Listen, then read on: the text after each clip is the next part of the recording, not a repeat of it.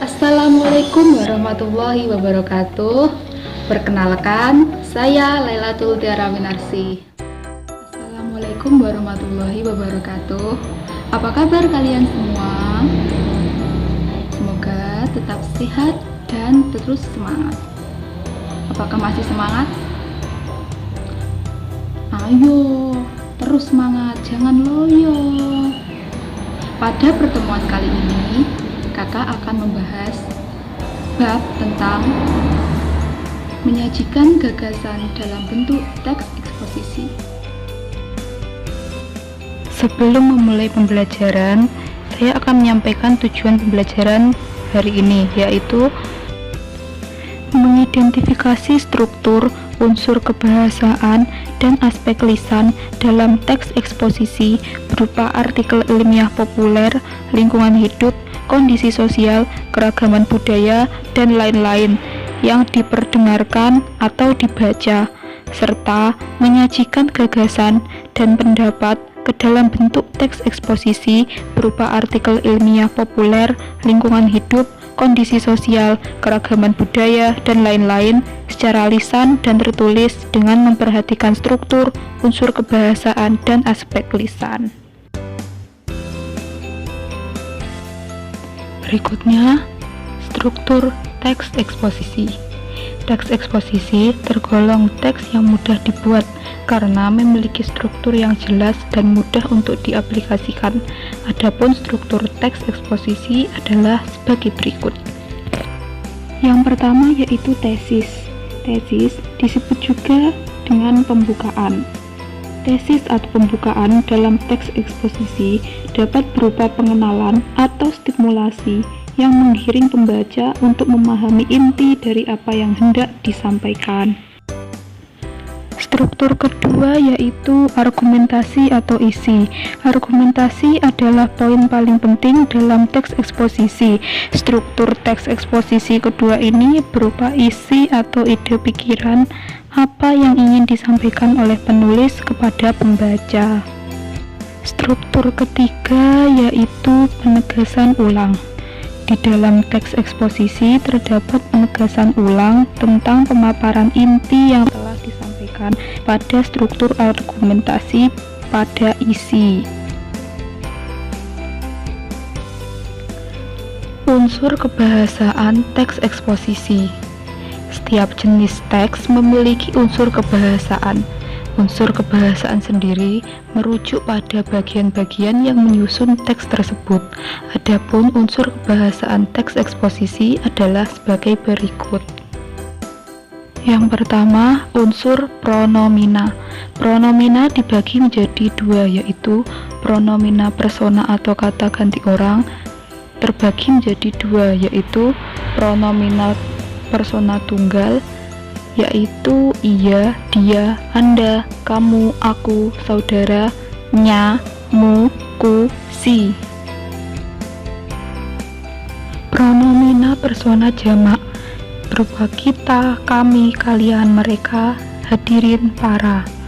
Pronomina non persona atau kata ganti bukan orang terbagi menjadi dua, yaitu pronomina petunjuk berupa ini, itu, sini, situ, sana, dan pronomina penanya yaitu apa, mana, siapa. Kedua yaitu konjungsi.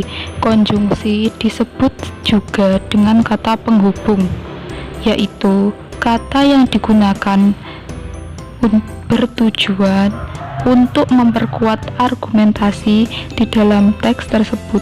Konjungsi terbagi menjadi beberapa jenis, yaitu konjungsi waktu, konjungsi tujuan, konjungsi persyaratan, konjungsi pembatasan, konjungsi gabungan, konjungsi penjelasan, konjungsi penyimpulan, konjungsi pilihan, konjungsi pertentangan, konjungsi perincian, konjungsi penguatan atau penegasan, konjungsi sebab akibat, dan konjungsi perbandingan.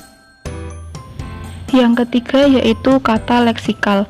Jenis kata leksikal khususnya pada unsur kebahasaan teks eksposisi adalah sebagai berikut. Yang pertama, nomina. yaitu kata yang digunakan untuk merujuk sebuah benda, baik benda yang bersifat nyata maupun benda yang bersifat abstrak. Kedua, verba, yaitu kata yang digunakan untuk merujuk suatu pergerakan yang dilakukan oleh pelaku seperti perbuatan, kegiatan, atau proses. Verba bukanlah sebuah sifat. Ketiga, adjektif, yaitu kata yang digunakan untuk merujuk pada sebuah sifat ataupun keadaan benda. Benda tersebut meliputi seseorang, binatang, atau benda pada umumnya. Dan yang terakhir, adverbial, yaitu kata yang bersikap melengkapi. Contoh adverbial adalah keterangan waktu, tempat, suasana, cara, alat, dan lain sebagainya. Langkah-langkah menyusun teks eksposisi. Menulis termasuk kegiatan literasi yang dapat dilakukan setelah membaca. Menyampaikan gagasan lewat tulisan dapat mengasah kemampuan menulis agar menguji seberapa luas pengetahuan yang kita miliki. Agar dapat menyusun teks eksposisi dengan baik, perhatikan langkah-langkah berikut. Yang pertama yaitu memilih dan menentukan topik yang akan ditulis. Usahakan kamu memilih dan menentukan topik yang benar-benar kamu kuasai, agar kamu tidak kehabisan bahan untuk mengembangkannya menjadi sebuah teks yang utuh. 2. Menentukan tujuan penulisan teks. Dengan tujuan yang jelas, kamu bisa menentukan arah gagasan yang hendak kamu tuliskan agar tidak menyimpang dan tepat sasaran. Yang ketiga, mengumpulkan data untuk mendukung argumen. Data, baik berupa fakta, contoh, bukti, atau pendapat pakar, perlu dikumpulkan sebanyak-banyaknya agar tulisan karyamu benar-benar dapat dipertanggungjawabkan kebenarannya. Menyusun kerangka tulisan. Kerangka tulisan dimaksudkan sebagai acuan pengembangan ide, sehingga tulisan tidak menyimpang dari kerangka yang telah disusun. Selain itu, kerangka juga dimaksudkan agar teks eksposisi dapat tersusun secara runtut dan sistematis. Membahas masalah dengan mengembangkan kerangka karangan. Dan yang terakhir, membuat simpulan. Langkah terakhir yang perlu dilakukan dalam menyusun teks eksposisi yaitu menyunting. Menyunting merupakan kegiatan memperbaiki naskah tulisan agar terhindar dari berbagai kesalahan, misalnya kesalahan penulisan. Ada dua hal penting yang perlu disunting dalam teks eksposisi, yaitu mengenai struktur dan kebahasaan. Pertama, struktur. Sebaiknya kalian membaca ulang teks eksposisi yang telah disusun, kemudian mencermati bagian-bagiannya, mulai dari judul, tesis, argumen, hingga simpulan. Jika masih ada bagian yang belum tertulis secara jelas dan eksplisit, tambahkan segera bagian tersebut.